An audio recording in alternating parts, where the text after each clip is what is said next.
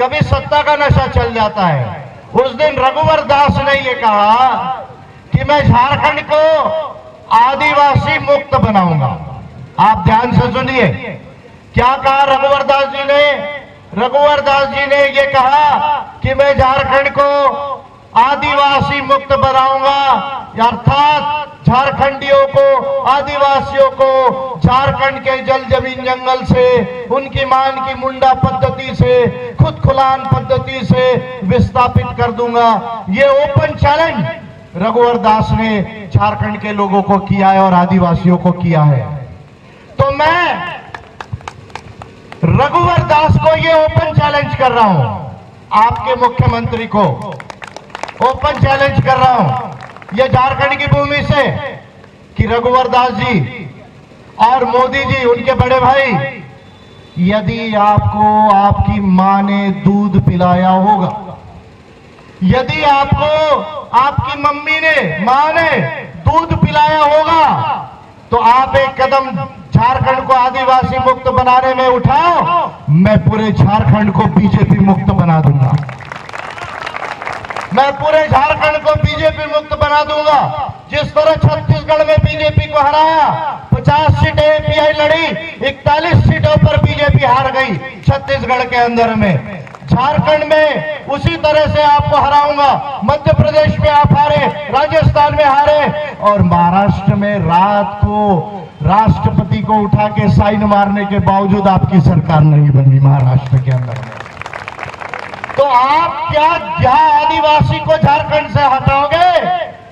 अरे आपके बाप दादा भी यदि आ जाए और आने वाली 100 पीढ़ी भी आए, तो ये झारखंड से आदिवासियों को हटा नहीं सकती, क्योंकि 50,000 साल से ये वो आदिवासी है जिसने झारखंड में अपनी सभ्यता और संस्कृति को बनाया है।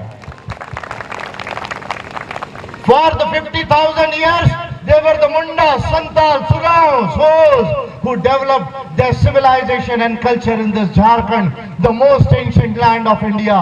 अरे आपकी क्या ताकत है मोदी जी, रघुवर जी, कि आप आदिवासियों को यहां से भगाओगे? अरे 100 पीढ़ी भी आई तो आप आदिवासियों को झारखंड से मुक्त नहीं कर सकते।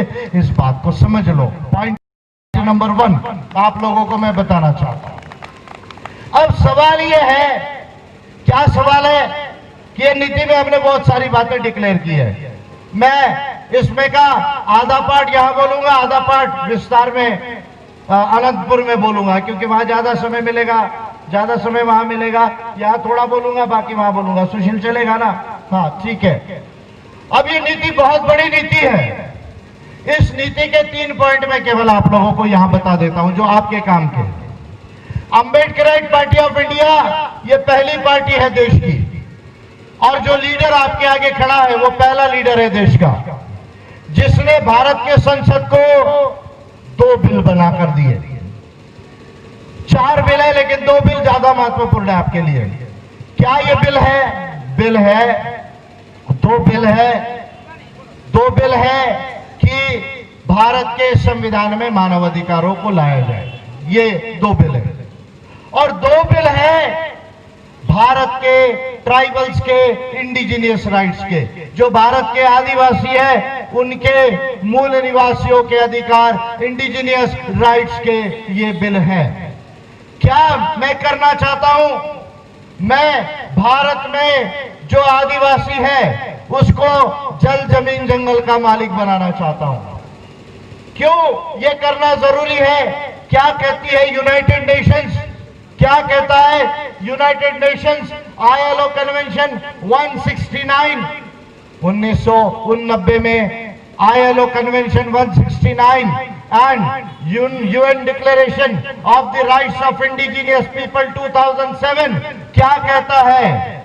ये कहता है कि जितने भी आदिवासी दुनिया के हैं, भारत के भी और दुनिया के, उनको जमीन के नीचे और जमीन के ऊपर जो कुछ है उस पर पहला अधिकार ये गवर्नमेंट का नहीं, प्राइवेट कंपनियों का नहीं, उस पर पहला अधिकार ये आदिवासियों का है। उस पर पहला अधिकार ये आदिवासियों का है। ये यूएन ने ह्यूमन राइट्स की बात को माना। अब सवाल ये है कि जल जमीन जंगल का हम मालिक कैसे बनेंगे? क्योंकि भारत का संविधान है, भारत के संविधान में 5वीं अनुसूची है, 6वीं अनुसूची है, आर्टिकल 275 है, 244 है, 162 है, बहुत सारे प्रोविजंस है, रिजर्वेशन का भी प्रोविजन है। लेकिन भारत के संविधान में आज आदिवासियों को जमीन के नीचे के संपत्ति का अधिकार नहीं है। महत्वपूर्ण बात है, मैं आप लोगों को बता रहा हूं, जिसको कहा जाता है सब सरफेस राइट्स, जिसको ह्यूमन राइट्स की भाषा में कहा जाता है सब सरफेस राइट्स। दूसरा, जमीन के ऊपर जो जंगल है, उस जंगल में तेंदुपत्ता, गम, लैक, फूल, ये छोटे पदार्थ का अधिकार है। उससे ज्यादा आदिवासियों को अधिकार संविधान और पेशा कानून में नहीं है। मैं समझता हूं कि कांग्रेस ने, ये राहुल गांधी आया था ना, जेएमएम के साथ ड्रामा कर रहा है। ये जेएमएम ड्रामेबाज पार्टी है झारखंड की, मैं उसको ड्रामेबाज पार्टी कह रहा हूं। जेएमएम, हेमंत सोरेन जी, आप शिबू सोरेन जी अच्छे हो सकते हैं, मैं आपका रिस्पेक्ट करता हूं, लेकिन एक बात मैं ये कहना चाहता हूं कि आपको आदिवासियों के अधिकारों को बचाने की नॉलेज नहीं है। हेमंत सोरेन जी को और शिबू सोरेन जी को और बाबूलाल मरांडी जी को इसका नॉलेज नहीं है। यदि आपको नॉलेज होता तो आपकी सरकारें यहां झारखंड में रही, आपकी सरकारें 5-5 साल चली, काफी लंबे अरसे तक आपकी सरकार चली, लेकिन उसके बावजूद यहां के आदिवासियों को उनका अधिकार नहीं मिला। This shows that you lack conspicuously the knowledge of the indigenous rights and the human rights which are required to be safeguarded in the Constitution of India and the various laws of India. तो इसलिए ये जो JMM है, ये JMM को इस चीज की समझ नहीं है कि क्या करना है, आदिवासियों को कैसे इसका अधिकार दिलाना है। मैं आप लोगों को बताता हूं, भारत के संविधान को हमें सकारात्मक रूप से संशोधन करना होगा, अमेंड करना होगा। पेशा लॉ को अमेंड करना होगा, एमएमडीआर एक्ट 1957 को अमेंड करना होगा, फॉरेस्ट राइट्स एक्ट 2006 को अमेंड करना होगा, जितने लैंड लॉज है उसको अमेंड करना होगा। और ये अमेंडमेंट अगर कर दिया जाए, सकारात्मक पॉजिटिव अमेंडमेंट यदि कर दिया जाए, तो मैं आपको दावे से कहता हूं कि जल, जमीन, जंगल का मालिक ये आदिवासी होगा, ये आदिवासी होगा, ये आदिवासी होगा। और ये काम को करने के लिए एपीआई झारखंड में आई है, छत्तीसगढ़ में, उड़ीसा में और बाकी स्टेट्स में है। अब आप कहेंगे साहब हमको इससे क्या मिलेगा, तो मैं आपको बताता हूं, आप अच्छे से सुनिए, अच्छे से सुनिए। ये बात आपको कोई लीडर ने नहीं बताया भारत में, मैं आप बताने वाला पहला लीडर हूं। कितना पैसा है आदिवासियों के जमीन में देश में, अच्छे से ध्यान में सुनिए। आदिवासियों के जमीन में कितना पैसा है? अरे ये अंबानी अमीर नहीं है इंडिया में, आदिवासी के आगे अंबानी कुछ भी अमीर नहीं है। अभी अमीर दिख रहा है वो, सही मायने में देश में सबसे अमीर यदि कोई है तो वो आदिवासी है। आप कहेंगे सर मजाक कर रहे हैं, हमारे पास आज पैसा नहीं है। हाँ, आपके जेब में पैसा नहीं है, आपके बैंक अकाउंट में पैसा नहीं है, आपकी जमीन के नीचे पैसा है। कहां पैसा है? जमीन के नीचे पैसा है। और ये पैसा हजारों हजारों साल से हमारे पूर्वजों ने जो है उसका संपादन करके रखा है। कितना पैसा है? कितना पैसा है?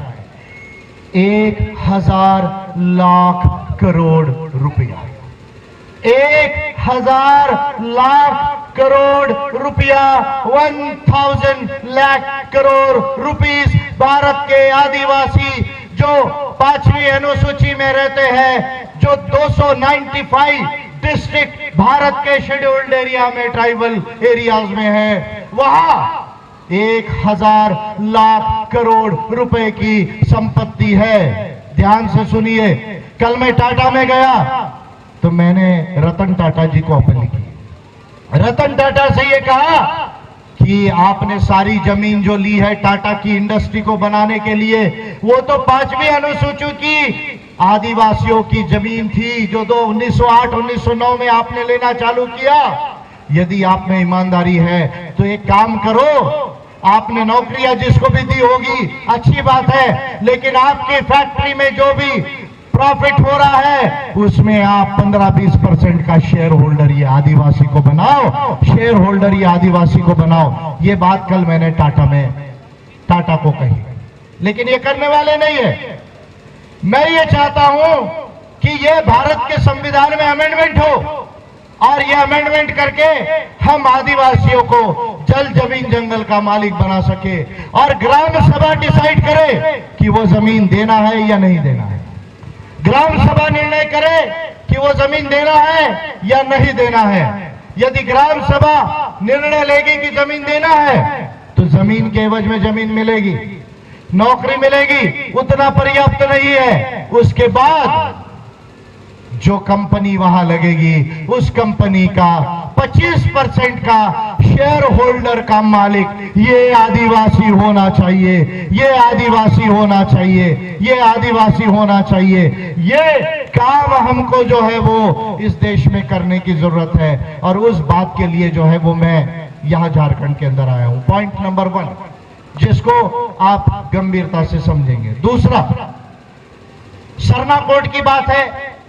यहां झारखंड में भी कोई भी अपना रिलीजन कोई मान सकता है, रिलीजन में हमको कुछ नहीं बोलना है, अपना अपना है, फेथ मान सकता है, लेकिन सरना कोड होना चाहिए, ऐसा ट्राइबल्स लोगों का व्यू था। हमने ये कहा कि अगर हमारे एमएलए चुन कर आते हैं तो हम सरना कोड होना चाहिए करके सेंट्रल गवर्नमेंट को लिखेंगे। Point number 2। पॉइंट नंबर 3, हम तमाम जो बजट है झारखंड का, वो बजट को 85,000 करोड़ रुपए का कर्जा झारखंड के ऊपर ये बीजेपी की गवर्नमेंट और जेएमएम की गवर्नमेंट ने करके रखा है। शाह कमीशन कहती है कि लगभग 75,000 करोड़ का माइनिंग घोटाला इस झारखंड के अंदर हुआ। अभी तक कोई पकड़ा नहीं गया, किसी को जेल नहीं हुई, वो पैसा बाहर नहीं आया। हम झारखंड के बजट को 1.25 लाख करोड़ रुपए का बनाएंगे, 1.25 लाख करोड़ का बनाएंगे और उसका 20% ओबीसी के लिए रिजर्व करेंगे, 8% माइनॉरिटीज के लिए रिजर्व करेंगे, आदिवासियों के लिए और शेड्यूल्ड कास्ट के लिए मिला के 25% से ज्यादा बजट को रिजर्व करेंगे और एक फार्मूले पर उसको खर्चा कर देंगे। वो फार्मूला मैं डिटेल में नहीं बताऊंगा। फार्मूला है E4H2S2R2, E4H2S2R2, अर्थात एजुकेशन, शिक्षा, एम्प्लॉयमेंट, रोजगार, एंटरप्रेन्योरशिप यानी बिजनेस, उद्यमशीलता, एंडोमेंट्स यानी संपत्ति, H2 यानी हेल्थ, स्वास्थ्य, हाउसिंग, स्किल्स यानी हुनर, कंप्यूटर, इंजीनियरिंग, इस तरह के हुनर, टैलेंट और सोशल सिक्योरिटी यानी provident fund, pension, health insurance. R2 यानी प्रतिनिधित्व, रिप्रेजेंटेशन यानी प्रतिनिधित्व और रिजर्वेशन। तो रिजर्वेशन को हम ट्राइब के रिजर्वेशन को झारखंड में 28% करेंगे, शेड्यूल्ड कास्ट का रिजर्वेशन 12% करेंगे, ओबीसी का आरक्षण ये 14% से 40% करेंगे और जितना झारखंड में पर्यावरण को बिगाड़े बगैर जो कंपनी लगेगी वो कंपनियों में 80% केवल झारखंड के लोगों को एम्प्लॉयमेंट होगा। केवल लेबर क्लास में नहीं, हायर मैनेजमेंट से लेके सब जगहों पर, और उसमें भी SC ST OBC माइनॉरिटीज को हम लोग जो है वो अफर्मेटिव एक्शन को जो है वो इंश्योर करेंगे। ये मेन नीति जो है, जो बजट को ठीक करके जो है वो किया जाएगा। ये तीसरी बात मैं आपको बताता हूं। और चौथी बात, ये उलगुलान की भूमि है, ये बिरसा मुंडा जी की भूमि है, ये जयपाल सिंह जी की भूमि है। तो एपीआई ने इस बात को ये किया है कि हमारे एमएलए यदि जीतते हैं, हमारी सरकार यदि बनती है, तो बिरसा मुंडा जी को और जयपाल सिंह जी को भारत रत्न देने का रिकमेंडेशन हम केंद्र सरकार को भेजेंगे। बहुत सारे उल्टे सीधे लोगों को भारत रत्न सावरकर को दे दो, इसको दे दो, उसको दे दो, तो भारत में भारत रत्न ना हो गया, पता नहीं क्या हो गया, गड़बड़ हो गया है। तो जो लोग अच्छे हैं, जिन्होंने काम, ऐतिहासिक काम है बिरसा मुंडा जी का है, जयपाल सिंह जी का, उसको भारत रत्न देने का जो है हम लोग जो है डिक्लेरेशन करेंगे। बजट में 8% माइनॉरिटीज के लिए बजट रिजर्व करेंगे। कोई भी माइनॉरिटीज है, चाहे क्रिश्चियंस है, चाहे मुस्लिम्स है, उनके साथ कोई भेदभाव झारखंड के अंदर हम नहीं होने देंगे। उनके साथ कोई मारपीट करेगा, डराएगा, धमकाएगा, ये चीजों को एपीआई जो है वो होने नहीं देगी। झारखंड के अंदर कानून के रास्ते से ये काम नहीं होने देगी। और ये तमाम कामों को यदि कर लिया जाए तो मैं दावे से कहता हूं कि 5 साल के अंदर झारखंड जो है वो पहले 5 राज्यों में भारत में आ सकता है। पहले 5 राज्यों में झारखंड जो है वो आ सकता है। इस काम को करने के लिए एपीआई इलेक्शन लड़ रही है और मुझे पूरा भरोसा है कि हम मनोहरपुर, चक्रपुर, चक्रधरपुर और जगन्नाथपुर की सीटों को जीत रहे हैं। ये मुझे पूरा भरोसा है कि हम ये सीटों को जो है वो ये सीटों को हम जीत रहे हैं। जीत रही है नहीं जीत रही है बताइए, हाथ खड़ा कीजिए। तो इसलिए बीजेपी वालों को बोल रहा हूं, आपने कहा बीजेपी झारखंड पुकारा, बीजेपी दोबारा, ऐसा उन्होंने कहा। मैं कह रहा हूं झारखंड पुकारा, बीजेपी नकारा। झारखंड पुकारा, बीजेपी नकारा। झारखंड पुकारा, बीजेपी नकारा। बोलो, झारखंड पुकारा, झारखंड पुकारा, झारखंड पुकारा। एपीआई को लाना है, जोहार झारखंड बनाना है। एपीआई को लाना है, एपीआई को लाना है। कोट छाप जिताना है, दीकुओं को हराना है, दीकुओं को हराना है। कोट छाप जिताना है, दीकुओं को हराना है। कोट छाप जिताना है, दीकुओं को हराना है। अब परिवर्तन की आंधी है, एपीआई की बारी है। अब परिवर्तन की आंधी है। एपीआई की बारी है। अम्बेडकर सरकार बनाना है, आदिवासी राज लाना है। अम्बेडकर सरकार बनाना है, आदिवासी राज लाना है। अम्बेडकर सरकार बनाना है। आदिवासी राज लाना है। कोट छाप जिंदाबाद, कोट छाप जिंदाबाद, कोट छाप जिंदाबाद, कोट छाप। जिंदाबाद। एपीआई आई है, एपीआई जिंदाबाद, एपीआई जिंदाबाद, एपीआई जिंदाबाद। अगर ये नीति को हम लागू कर ले तो समतावादी सरना झारखंड बनेगा, विज्ञानवादी मानवतावादी झारखंड बनेगा, जोहार झारखंड बनेगा। ऐसा झारखंड जो भारत के 5 राज्यों में रहेगा और आदिवासी उसका जल जमीन जंगल का मालिक रहेगा। आप आने वाली 7 तारीख ना, 7 तारीख को जो वोट करे कोर्ट को, कोई पैसा लेके, शराब लेके, मुर्गा भात में अपने वोट को ना बेचे।